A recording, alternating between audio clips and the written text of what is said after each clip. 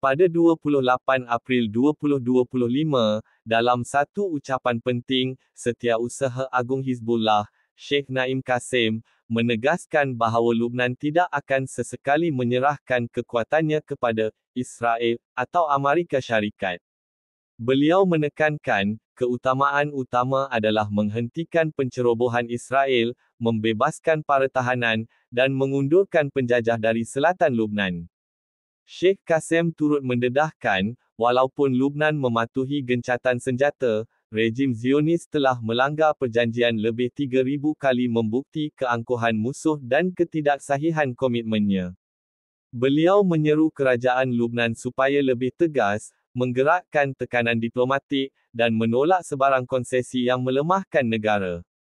Dalam menghadapi kegagalan kerajaan mempercepat pembinaan semula, Hizbullah tampil memikul tanggungjawab, membina semula lebih 300,000 rumah dan menyediakan perlindungan kepada puluhan ribu rakyat.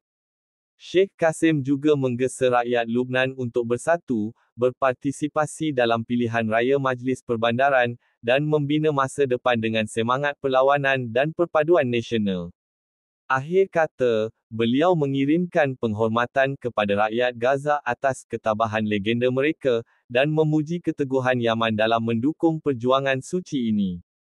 Kita tidak akan tunduk. Lubnan akan terus berdiri gagah bersama dengan rakyat, tentera dan perlawanan.